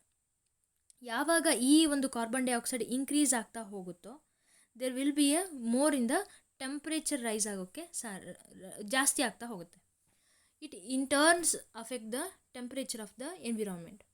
ಇದರಿಂದ ಯಾಕೆ ಅಂತ ನಾನು ಹೇಳಿದೆ ಈಗ ತಾನೆ, ಮರಗಳು ಕಡಿಮೆ ಆದಂಗೆ ಕಾರ್ಬನ್ ಡೈಆಕ್ಸೈಡ್ ಹೆಚ್ಚಾಯಿತು, ಕಾರ್ಬನ್ ಡೈಆಕ್ಸೈಡ್ ಹೆಚ್ಚಾದಂತೆ ಏನಾಯಿತು, ಅಲ್ಲಿಗೆ ಮರಗಳ ಸಂಖ್ಯೆ ಇದ್ದಿದ್ದರೆ ಈ ಕಾರ್ಬನ್ ಡೈಆಕ್ಸೈಡ್ ಮ್ಯಾನೇಜ್ ಆಗ್ತಿತ್ತು. ಮರಗಳು ಇಲ್ಲದೇ ಇರೋ ಕಾರಣ ಭೂಮಿಗೆ ಡೈರೆಕ್ಟಾಗಿ ಸನ್ಲೈಟ್ ರೀಚ್ ಆಗ್ತಿದೆ, ಇದರಿಂದ ಇನ್ಕ್ರೀಸ್ ಆಗಿ ಟೆಂಪ್ರೇಚರ್ ರೈಸ್ ಆಗೋದನ್ನು ನಾವು ನೋಡ್ತಾ ಹೋಗ್ಬೋದು. It in turns affect that is global warming. ಇದರಿಂದನೇ ನೋಡಬಹುದು ನಾವು ಗ್ಲೋಬಲ್ ವಾರ್ಮಿಂಗ್ ಆಗೋದನ್ನು, ಹೆಚ್ಚು ತಾಪ ಹೆಚ್ಚಾಗ್ತಾ ಹೋಗುತ್ತೆ. ಈ ಕಾರಣದಿಂದನೇ ನಾವು ಒಂದು ಸಿಂಪಲ್ಲಾಗಿ ನೋಡಿ ಎಂತೆಂಥ ದೊಡ್ಡದಾದಂಥ ಕಾನ್ಸೆಪ್ಟನ್ನು ನಾವು ಇನ್ವಾಲ್ವ್ ಆಗ್ತಾ ಇದ್ದೀವಿ ಅಲ್ವಾ. ಸೊ ಅದಕ್ಕೋಸ್ಕರ ಎನ್ವಿರಾನ್ಮೆಂಟ್ ಬಗ್ಗೆ ನೀವು ಹೆಚ್ಚಾಗಿ ತಿಳ್ಕೊಳ್ಳೋದು ತುಂಬಾ ಒಳ್ಳೆಯದು. ನಂತರ ಈಗ ಕಾರ್ಬನ್ ಬಗ್ಗೆ ನೋಡಿದ್ವಿ. ಕಾರ್ಬನ್ ಇನ್ನೊಂದೇನೆಂದರೆ, ಕಾರ್ಬನ್ ನಮ್ಮ ಹ್ಯೂಮನ್ ಬಾಡಿಲಿ ಆರ್ ಎನಿ ಲಿವಿಂಗ್ ಆರ್ಗನಿಸಮ್ಸಲ್ಲಿ ಹೆಚ್ಚು ತುಂಬ ಎಲಿಮೆಂಟ್ ಹೈ ಪರ್ಸೆಂಟೇಜಲ್ಲಿರುವಂಥ ಎಲಿಮೆಂಟ್ ಯಾವುದು ಅಂದರೆ that is carbon. Okay, it is also very important. Next ಬರೋಣ ಆಕ್ಸಿಜನ್ ಸೈಕಲ್. ಆಕ್ಸಿಜನ್ ಸೈಕಲ್ ಯಾವ ರೀತಿಯಾಗಿದೆ ಅಂತ ಅಂದರೆ ನಾವು ನೋಡೋಣ. ಈಗ ಇದರ ಒಂದು ಎಲಿಮೆಂಟಲ್ ಫಾರ್ಮ್ ನಮ್ಮ ಅಟ್ಮಾಸ್ಫಿಯರಲ್ಲಿದೆ. As you read that carbon dioxide element ಫಾರ್ಮಲ್ಲಿ ನೀವು ಡೈಮಂಡ್ ಆ್ಯಂಡ್ ಗ್ರಾಫೈಟಲ್ಲಿ ನೋಡಿದ್ವಿ ಅಲ್ವಾ. ಅದೇ ರೀತಿಯಾಗಿ ಧಾತುವಿನ ರೂಪದಲ್ಲಿರುವಂಥ ಈ ಆಕ್ಸಿಜನ್ ಯಾವ ರೀತಿಯಾಗಿದೆ ಅಂತಂದರೆ 21% ಅಷ್ಟು ನಮ್ಮ ಅಟ್ಮಾಸ್ಫಿಯರಲ್ಲಿದೆ, ಹೌದಲ್ವಾ. ಹಾಗೆ it is also present in the oxide ಫಾರ್ಮಲ್ಲಿ ಹೆಚ್ಚಾಗಿರುತ್ತೆ. ಅರ್ತ್ಸ್ ಕ್ರಸ್ಟಲ್ಲಿ ನಾವು ನೋಡೋದಾದರೆ it is always present in the combined form, ಅದು ಬೇರೆ ಜೊತೆಯಲ್ಲಿ ಕಂಬೈನ್ಡ್ ಆಗಿರುತ್ತೆ. ಮೆಟಲ್ಸ್ಗಳನ್ನು ನಾವು ನೋಡ್ತೀವಲ್ವ, ಎಷ್ಟು ಮೆಟಲ್ಸ್ಗಳನ್ನು ನಾವು ಪ್ಯೂರ್ ಫಾರ್ಮಲ್ಲಿ ನಾವು ತಗೊಳಕ್ಕೆ ಹೋದಾಗ, ನಾಟ್ ಓನ್ಲಿ ಮೆಟಲ್ಸ್, ನಾವು ಈಗ ನಾನ್ ಮೆಟಲ್ಸ್ಗಳನ್ನ ಕೆಲವೊಂದು ನೋಡ್ತೀವಲ್ವ, ಅದರಲ್ಲೂ ಏನಾಗಿರುತ್ತೆ, ಅಥವಾ ನೀವು ಇವಾಗ ತಾನೇ ನೋಡಿದ್ವಿ carbohydrate, protein, fat, nucleic acid, ಇದರಲ್ಲಿ ಎಲ್ಲದರಲ್ಲೂ ಸಹಿತ ಏನಾಗಿರುತ್ತೆ carbon it is always present in the combined form. ಅದ್ರ ಜೊತೆಗೆ ಬೇರೆ ಎಲಿಮೆಂಟ್ಸ್ಗಳು ಸಹಿತ ಇರ್ತವೆ, ಅಂಥವುದನ್ನು ನಾವು ಕಂಬೈನ್ಡ್ ಫಾರ್ಮ್ ಅಂತ ಹೇಳಿ ಕರಿತೀವಿ. ಈ ರೀತಿಯಾಗಿ ನಮಗೆ ಕೇವಲ ಎಲಿಮೆಂಟ್ ರೂಪದಲ್ಲಿ ಸಿಗ್ತಾ ಇರೋದು ಕೇವಲ 21% ಅಷ್ಟು. ಇನ್ನು ಉಳಿದಿರೋ ಭಾಗದಲ್ಲಿ ನಾವು ಕಂಬೈನ್ಡ್ ಫಾರ್ಮನ್ನು ನೋಡಬಹುದು. ಅದರಲ್ಲಿ ನಾನು ಹೇಳಿದೆ ಮೆಟಲ್ಸ್ಗಳಲ್ಲಿ ಈಗ ಕಾರ್ಬೊನೇಟ್, ಸಲ್ಫೇಟ್ಸ್ ರೂಪದಲ್ಲಿ ಆಗಿರಬಹುದು, ಅಂದರೆ ಒಂದು ಮೆಟಲ್ನ ತೊಗೊಂಡ್ರೆ. ನಂತರ ಮಿನರಲ್ಸ್ಗಳಲ್ಲಿ ಈಗ ನೆಕ್ಸ್ಟ್ ನಾನು ಹೇಳಿದೆ ಫ್ಯಾಟ್, ನೆಕ್ಸ್ಟ್ ಪ್ರೋಟೀನ್ಸ್, ಕಾರ್ಬೋಹೈಡ್ರೇಟ್ಸ್, ಈ ರೀತಿಯಾಗಿ ನಾವು ನೋಡ್ತಾ ಹೋಗ್ಬೋದು. ಈಗ ಆಕ್ಸಿಜನ್ ಸೈಕಲ್ ಬಗ್ಗೆ ನಾವು ನೋಡೋದಾದರೆ, ಈ ಸೈಕಲಲ್ಲಿ ನಾವು ಈ ಒಂದು ಸೈಕಲಲ್ಲಿ ಈ ಆಕ್ಸಿಜನ್ ಯಾವಾಗಲೂ ಸಹಿತ ಕರೆಕ್ಟಾಗಿ ಮೇಂಟೈನ್ ಆಗೇ ಇರುತ್ತೆ, ಪಕ್ಕ 100% ಶ್ಯೂರಲ್ಲಿ ಇದು ಮೇಂಟೈನ್ ಆಗಿರುತ್ತೆ. ಹೇಗಪ್ಪ ಅಂತಂದರೆ ಇದರಲ್ಲಿ ನಾವು 3 ಪ್ರೋಸೆಸ್ಗಳನ್ನು ನೋಡ್ಬೋದು. ದಟ್ ಈಸ್ 1, 2 ಆ್ಯಂಡ್ 3, ಟೋಟಲ್ 3 ಪ್ರೋಸೆಸ್ಸಲ್ಲಿ ನೋಡ್ತಾ ಹೋಗ್ಬೋದು. ಫಸ್ಟ್ ಪ್ರೋಸೆಸ್ಸಲ್ಲಿ ಹೇಗೆ ಅಂತಂದರೆ ದಟ್ ಈಸ್ ನಮಗೆ ಒಂದು ರೆಸ್ಪಿರೇಷನ್ ಹಾಗೆ ಇನ್ನೊಂದು ಫೋಟೋಸಿಂಥಸಿಸಲ್ಲಿ ಈ ರೀತಿಯಾಗಿ ನೋಡ್ತಾ ಹೋಗ್ಬೋದು. ಫಸ್ಟ್ ನೋಡೋಣ. ಈಗ ಅಟ್ಮಾಸ್ಫಿಯರಲ್ಲಿರುವಂತಹ ನೈಟ್ರೋಜನ್ ಏನಾಗುತ್ತೆ, we use that for the respiration, ಹೌದಲ್ವಾ. ಈ ರೆಸ್ಪಿರೇಷನಿಂದ ಏನಾಯಿತು, ನಾವು ಕಾರ್ಬನ್ ಡೈಆಕ್ಸೈಡನ್ನು ಫಸ್ಟ್ ಒಂದಿಂದ ಬರ್ತಾ ಹೋಗ್ತೀನಿ. ರೆಸ್ಪಿರೇಷನಲ್ಲಿ ನಾವು ಇನ್ವಾಲ್ವ್ ಮಾಡ್ಕೊಂಡ್ವಿ, ಇನ್ಹೇಲ್ ಮಾಡಿದ್ಮೇಲೆ ನಾವು ಕಾರ್ಬನ್ ಡೈಆಕ್ಸೈಡನ್ನು ರಿಲೀಸ್ ಮಾಡಿದ್ವಿ. ಈ ಕಾರ್ಬನ್ ಡೈಆಕ್ಸೈಡನ್ನು ಯಾರು ಯೂಸ್ ಮಾಡಿಕೊಂಡ್ರು, ಫೋಟೋಸಿಂಥಸಿಸ್ ಪ್ರೋಸೆಸ್ಸಲ್ಲಿ ಪ್ಲ್ಯಾಂಟ್ಸ್ಗಳು ಯುಟಿಲೈಸ್ ಮಾಡಿಕೊಂಡ್ವು. ಈ ಫೋಟೋಸಿಂಥಸಿಸ್ ಪ್ರೋಸೆಸ್ಸಿಂದ ನಮಗೆ ಏನು ಸಿಕ್ತು, that is glucose unit or carbohydrate ಸಿಕ್ತು, ಆರ್ ಆರ್ಗ್ಯಾನಿಕ್ ಮಾಲಿಕ್ಯೂಲ್ಸ್ ಅಂತ ಹೇಳಿ ಕರಿತೀವಿ, ಕಾರ್ಬೋಹೈಡ್ರೇಟ್ ಸಿಕ್ತು. ಸೊ ಅಲ್ಲಿಗೆ ಒಂದು ಕಡೆ ಬಂತು. ಈ ಕಾರ್ಬೋಹೈಡ್ರೇಟ್ಸಿಂದ ನಾವೇನು ಮಾಡಿದ್ವಿ, ಮತ್ತೆ ನಮ್ಮ ರೆಸ್ಪಿರೇಷನ್ ಪ್ರೋಸೆಸ್ಸಲ್ಲಿ ಇನ್ವಾಲ್ವ್ ಮಾಡ್ಕೊಂಡ್ವಿ. ಹೇಗೆ, ನಾವು ಫುಡ್ಡನ್ನು ತೊಗೊಳ್ತೀವಲ್ವ, ಈ ರೀತಿಯಾಗಿ ಮತ್ತೇನಾಯಿತು, ರೆಸ್ಪಿರೇಷನ್ ಪ್ರೋಸೆಸ್ ಮತ್ತೆ ಕಂಟಿನ್ಯೂ ಆಯ್ತಾ ಹೋಯಿತು. ಇದಿಷ್ಟು ಆಕ್ಸಿಜನ್ ಸೈಕಲ್ ಬಗ್ಗೆ ಆಯಿತು. ನಂತರ ಈ ಆಕ್ಸಿಜನ್ ಬಗ್ಗೆ ಮತ್ತು ಈ ಎಲಿಮೆಂಟಲ್ ಆಕ್ಸಿಜನ್ ನಾನು ಹೇಳಿದೆ, ಇದು 21% ಅಷ್ಟು ನಾವು ನಮ್ಮ ಅಟ್ಮಾಸ್ಫಿಯರಲ್ಲಿ ನೋಡಬಹುದು ಅಂತೇಳಿ ಹೇಳಿದೆ. ಇದರ ಎಷ್ಟೊಂದು ಜೀವಿಗಳಲ್ಲಿ, ಈಗ ಮೈಕ್ರೋ ಆರ್ಗ್ಯಾನಿಸಮ್ಸ್ಗಳಲ್ಲಿ ಬ್ಯಾಕ್ಟೀರಿಯಾ ಅಂತ ಒಂದು ಜೀವಿಗಳೇನಾಗುತ್ತೆ, ದೇ ಗೆಟ್ ಪಾಯ್ಸನ್ಡ್ ಈ ಎಲಿಮೆಂಟಲ್ ಆಕ್ಸಿಜನಿಂದ, ಅವುಗಳು ಸಾಯುವಂಥ ಸ್ಥಿತಿಗೂ ಸಹಿತ ಬರಬಹುದು. ಈಗ ನೈಟ್ರೋಜನ್ ಫಿಕ್ಸಿಂಗ್ ಬಗ್ಗೆ ನಾವು ಏನು ನೋಡಿದ್ವಲ್ಲ, ಆ ಬ್ಯಾಕ್ಟೀರಿಯಾಸ್ಗಳು ಈ ಒಂದು they don't takes place in the presence of these oxygen. ಈ ಆಕ್ಸಿಜನ್ ಹೆಚ್ಚಿದ್ದಾಗ ಏನಾಗುತ್ತೆ, ನಮಗೇನಾಗುತ್ತೆ, ಈ ನೈಟ್ರೋಜನ್ ಫಿಕ್ಸೇಷನ್ ಆಗೋದಿಲ್ಲ, ಆ ಬ್ಯಾಕ್ಟೀರಿಯಾಗಳ ಕೈಯಲ್ಲಿ ಆಗೋದಿಲ್ಲ, ಅವುಗಳಿಗೆ ಆ ಎಬಿಲಿಟಿ ಆ ಟೈಮಲ್ಲಿ ಇರೋದಿಲ್ಲ. ಅದಕ್ಕೋಸ್ಕರ ಆ ಎಲಿಮೆಂಟಲ್ ಆಕ್ಸಿಜನ್ನ ಪ್ರಮಾಣ ಕಡಿಮೆ ಇದೆ. ನಂತರ ನೋಡೋದಾದರೆ ozone layer, it is very very important. When the ozone layer or ozone day ಯಾವಾಗ ಸೆಲೆಬ್ರೇಟ್ ಮಾಡ್ತೀವಿ, ಸೆಪ್ಟೆಂಬರ್ 16th ಸೆಲೆಬ್ರೇಟ್ ಮಾಡ್ತೀವಿ ನಾವು, ಅಲ್ವಾ. ಯಾಕೆ ನಾವು ozone layer or ozone day celebrate ಮಾಡ್ತೀವಿ, ಬಿಕಾಸ್ ದಿಸ್ ಓಝೋನ್ ಏನು ಲೇಯರ್ ಇದೆಯಲ್ಲ ನಮ್ಮ ಅರ್ತಿನ ಸುತ್ತ, ಅದು ಏನಾಗುತ್ತೆ, ಅದು ದಿನೇ ದಿನೇ ಅದು ಡಿಕ್ಲೈನ್ ಆಗ್ತಾಯಿದೆ, ಡಿಪ್ಲೀಷನ್ ಆಗ್ತಾಯಿದೆ. ಆ ಕಾರಣದಿಂದಾಗಿ ಅದರ ಇಂಪಾರ್ಟೆನ್ಸ್ ಎಲ್ಲರಿಗೂ ಗೊತ್ತಾಗಬೇಕು ಅಂಥೇಳಿ ನಾವು ಈ ಒಂದು ದಿನವನ್ನು ಆಚರಣೆ ಮಾಡ್ತೀವಿ. ಯಾಕೆ ಇದು ಡಿಪ್ಲೀಷನ್ ಆದರೆ ನಾವ್ಯಾಕೆ ಆಚರಣೆ ಮಾಡಬೇಕು ಅಂತ ಅಂದರೆ, ಅದು ಡಿಪ್ಲೀಷನ್ ಆಗೋದಕ್ಕೆ ಕಾರಣ ಆಗಿರೋರು ನಾವೇ. ಯಾಕಪ್ಪ ಅಂತಂದರೆ ನಿಮಗೆ ಗೊತ್ತಿದೆ, ಫಸ್ಟ್ ಹೇಳ್ತೀನಿ ಯಾಕೆ ಓಝೋನ್ ಲೇಯರ್ ಬಗ್ಗೆ ಏನಾಗ್ತಿದೆ ಅನ್ನೋದನ್ನು ಹೇಳ್ತೀನಿ, ಆನಂತರ ಈ ಓಝೋನ್ ಲೇಯರ್ ಹೇಗೆ ಫಾರ್ಮೇಷನ್ ಆಗುತ್ತೆ ಅನ್ನೋದನ್ನು ನಾನು ಹೇಳ್ತಾ ಹೋಗ್ತೀನಿ. ನೆಕ್ಸ್ಟ್ ಈಗ ಇದು ಏನಪ್ಪ ಅಂದರೆ, ಈ ಓಝೋನ್ ಲೇಯರ್ ಡಿಪ್ಲೀಷನ್ ಆಗೋದಕ್ಕೆ ಕಾರಣ ಏನು ಅಂತಂದರೆ ನಮ್ಮ ಹ್ಯೂಮನ್ ಆ್ಯಕ್ಟಿವಿಟೀಸ್ಗಳು. ಏನಪ್ಪ ಅಂದರೆ, ಈಗ ವೆಹಿಕಲ್ಸ್ಗಳಿಂದ ನಮಗೇನು ರಿಲೀಸ್ ಆಗ್ತಿದೆಯಲ್ಲ ಆ ಗ್ಯಾಸಸ್ಗಳು, ಕಾರ್ಬನ್ ಡೈಆಕ್ಸೈಡ್ ರಿಲೀಸ್ ಆಗ್ತಿದೆ. ನೆಕ್ಸ್ಟ್ ನಾವು ಯೂಸ್ ಮಾಡುವಂತಹ ಈ ಥಿಂಗ್ಸ್ಗಳು, CFC ರಿಲೀಸ್ ಮಾಡುವಂತಹ ಥಿಂಗ್ಸ್ಗಳು, ಕ್ಲೋರೋ ಕಾರ್ಬನ್ಸ್ ಅಂತ ಹೇಳಿ ಕರಿತೀವಿ. ಇದರಿಂದ ಏನಾಗುತ್ತೆ, ಕ್ಲೋರಿನ್ ಇದೆಯಲ್ಲ, ಈ ಕಾರ್ಬನ್ ಅಲ್ಲ, ಕ್ಲೋರಿನ್ ಇದೆಯಲ್ಲ, ಕ್ಲೋರೋಫ್ಲೋರೋಕಾರ್ಬನ್, ಈ ಕ್ಲೋರಿನ್ ಇದೆಯಲ್ಲ, ಇಟ್ ಈಸ್ ವೆರಿ ಡೇಂಜರಸ್. ಇದರಿಂದ ಏನಾಗುತ್ತೆ, ಈ ಒಂದು ಕ್ಲೋರಿನ್ ಫ್ರೀ ರ್ಯಾಡಿಕಲ್ಸ್ಗಳು ರಿಲೀಸ್ ಆಗ್ತಾ ಹೋಗುತ್ತೆ. ಇದರಿಂದಾಗಿ ಓಝೋನ್ ಹೆಚ್ಚು ಡಿಪ್ಲೀಟ್ ಆಗ್ತಾ ಹೋಗುತ್ತೆ. ಎಷ್ಟು ಕ್ಲೋರಿನ್ ರಿಲೀಸ್ ಆಗ್ತಾ ಹೋಗುತ್ತೋ ಫ್ರೀ ರ್ಯಾಡಿಕಲ್ಸ್ಗಳು ಅಷ್ಟು ಏನಾಗುತ್ತೆ, ಓಝೋನ್ ಡಿಪ್ಲೀಟ್ ಆಗ್ತಾ ಹೋಗುತ್ತೆ. ಫ್ರೀ ರ್ಯಾಡಿಕಲ್ಸ್ಗಳು ಏನು ಗೊತ್ತಾ, ಅದು ಯಾವಾಗಲೂ ರಿಯಾಕ್ಷನನ್ನು ನಿಲ್ಲಿಸೋದೇ ಇಲ್ಲ, ಯಾವಾಗಲೂ ಅದು ಕಂಟಿನ್ಯೂ, ಅದು ಸ್ಟೇಬಲ್ ಆಗೋದೇ ಇಲ್ಲ ಅದು ಅಷ್ಟು ಈಸಿಯಾಗಿ. ಆ ರೀತಿಯಾಗಿ ನಂತರ ಇದು ಒಂದು ರೀತಿ ಆದರೆ ಈಗೇನು ನಮ್ಮ ಅಟ್ಮಾಸ್ಫಿಯರಲ್ಲಿ ನೋಡುವಂತಹ ಈ ಗ್ಯಾಸಸ್ಗಳು ಏನು ರೈಸ್ ಆಗ್ತಿದೆಯಲ್ಲ, ಇದು ಒಂದು ರೀಸನ್ ಆಗಿದೆ. ಈ ಓಝೋನ್ ಏನಂತ ಅಂದರೆ, ನಿಮಗೆ ಗೊತ್ತಿದೆ ನಮ್ಮ ಅಟ್ಮಾಸ್ಫಿಯರಲ್ಲಿರುವಂತಹ ಈ ಆಕ್ಸಿಜನ್ ಯಾವುದಿದ್ರಲ್ಲಿದೆ, ಎಲಿಮೆಂಟಲ್ ಫಾರ್ಮಲ್ಲಿದೆ ಅಂಥೇಳಿ. ಅಂದರೆ that is present in the form of diatomic molecule, that is O2 ಫಾರ್ಮಲ್ಲಿದೆ ಅಂಥೇಳಿ ನಿಮಗೆ ಗೊತ್ತಿದೆ. ಈ ಏನು ಆಕ್ಸಿಜನ್ ಇದೆಯಲ್ಲ O2, ಒನ್ ಆ್ಯಟಮ್, ಒಂದು ಆಕ್ಸಿಜನ್ ಆ್ಯಟಮ್ ಜೊತೆಗೆ ರಿಯಾಕ್ಟ್ ಆಗಿ ಅದೇನಾಗುತ್ತೆ, ozone O3 try oxygen our ನಾವು O3 ಓಝೋನ್ ಅಂಥೇಳಿ ನಾವು ಹೇಳ್ಬೋದು. ಈ ಓಝೋನ್ ನಮಗೆ ಸಿಗುತ್ತೆ. ಈ ಓಝೋನ್ ಏನುತ್ತಾ, ಆ್ಯಕ್ಚುಲಿ ಹೇಳ್ತೀವಿ ozone layer it helps us very lot, ಹಾಗೆ ಹಿಂಗೆ ಅಂತೇನೋ ಹೇಳ್ತೀವಿ. ಆ್ಯಕ್ಚುಲಾಗಿ ಏನಪ್ಪ ಅಂತಂದರೆ, ಈ ಓಝೋನ್ ಇದೆಯಲ್ಲ, ಇಟ್ ಈಸ್ ಎ ಪಾಯ್ಸನಸ್ ಆಗಿದ್ರೂ ಸಹಿತ ನೋಡಿ, ಅದು ನಮಗೆ ನಮ್ಮ ಅರ್ಥನ್ನು ಪ್ರೊಟೆಕ್ಟ್ ಮಾಡ್ತಿದೆ. ಯಾವುದರಿಂದ? ಸನ್ನಿಂದ ಬರುವಂತಹ ಹಾರ್ಮ್ಫುಲ್ UV ರೇಡಿಯೇಷನನ್ನು. ಈಗ ಮತ್ತು ನಾವು ಸನ್ಲೈಟ್ ಅಷ್ಟು ಒಳ್ಳೆಯದು, ಅದಕ್ಕೋಸ್ಕರ ಬೆಳಗ್ಗೆ ಎದ್ದು ಸೂರ್ಯನ ನಮಸ್ಕಾರ ಮಾಡಿ, ಅಥವಾ ಸೂರ್ಯ ಉದಯವನ್ನು ನೋಡಿ ಸೂರ್ಯ ನಮಸ್ಕಾರ ಮಾಡಿ, ಸೂರ್ಯನೇ ನಮಗೆ ಈ ಭೂಮಿ ಮೇಲೆ ನಡೀತಾ ಇರುವಂಥ ಎಲ್ಲ ಕ್ರಿಯೆಗಳಿಗೆ ಕಾರಣ ಸೂರ್ಯ. ಅವನಿದ್ದರೆ ಮಾತ್ರ ನಮಗೆ ಈ ಆಹಾರ ಸಿಗೋದು. ಆ ಕಾರಣದಿಂದಾಗಿ ಸೂರ್ಯನ ಬೆಳಗ್ಗೆ ಎದ್ದ ತಕ್ಷಣ ಕೈ ಮುಗಿರಿ ಅಂತ ಹೇಳ್ತೀವಿ. ಅದರಿಂದ ಬರುವಂತಹ ಈ ಎಲ್ಲ ಎಲೆಕ್ಟ್ರೋಮ್ಯಾಗ್ನೆಟಿಕ್ ರೇಡಿಯೇಷನ್ಸ್ಗಳಲ್ಲಿ ಅತಿ ಹಾರ್ಮ್ಫುಲ್ ಆಗಿರುವಂತಹ ಈ UV ರೇಡಿಯೇಷನ್ಸ್ಗಳನ್ನು ತಡೆಗಟ್ಟುವಂತಹ ಕೆಲಸ ಮಾಡೋದೇ ಈ ಓಝೋನ್. ಈ ಓಝೋನ್ ಆ್ಯಕ್ಚುಲಿ ರಿಡ್ಯೂಸ್ ಮಾಡ್ತಿದೆ, ಬಟ್ ಅದು ಅಷ್ಟು ಪಾಯ್ಸನಸ್ ಇರೋದ್ರಿಂದನೇ ಕಾರಣ ಆಗಿರ್ಬೋದಲ್ವಾ. I don't know about that. But ಇಲ್ಲೇನಾಗ್ತಿದೆ, ಈ ಓಝೋನ್ ನಮ್ಮ ಈಗ ಇದೇನಾದರೂ ನಮ್ಮ ಟ್ರೋಪೋಸ್ಪಿಯರಲ್ಲೂ ಸ್ವಲ್ಪ ಪ್ರಮಾಣದಲ್ಲಿ ಇರುತ್ತೆ. ಆದರೆ ಹೆಚ್ಚು ಅದೇನಾದರೂ ಸೇರ್ಕೊಂತು ಅಂತ ಅಂದರೆ ಟ್ರೋಪೋಸ್ಪಿಯರಲ್ಲಿ ಲೈಫ್ ಡ್ಯಾಮೇಜ್ ಆಗೋ ಸಾಧ್ಯತೆ ಹೆಚ್ಚಾಗಿರುತ್ತೆ. ಇದು ಗೊತ್ತಿರಬೇಕು ನಿಮಗೆ. ಗೊತ್ತಾಗ್ತಿದೆಯಾ? ನಾವು ಎಷ್ಟೋ ಜನ ಸಾಯಬಹುದು. Poisonous, it's a very poisonous. ಅದು ಎಲ್ಲಿರಬೇಕೋ ಅಲ್ಲೇ ಇರಬೇಕು, ಅದು ನಮ್ಮ ಹತ್ರ ಬರಬಾರ್ದು.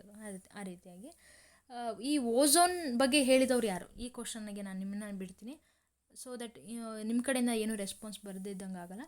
ಈ ಓಝೋನ್ ಬಗ್ಗೆ ಫಸ್ಟ್ ಹೇಳಿದ್ದು ಯಾರು? ಇದೆ, ಈ ನಮ್ಮ ಅರ್ಥ ಸುತ್ತ ಒಂದು ಓಝೋನ್ ಲೇಯರ್ ಇದೆ, ಅದು ನಮ್ಮನ್ನು ಈ ಹಾರ್ಮ್ಫುಲ್ ರೇಡಿಯೇಷನಿಂದ ನಮ್ಮನ್ನು ಪ್ರೊಟೆಕ್ಟ್ ಮಾಡ್ತಿದೆ, ಇಲ್ಲಿ ಜೀವಿಗಳಿಗೆ ಬದುಕೋಕ್ಕೆ ಸಾಧ್ಯ ಆಗ್ತಿದೆ.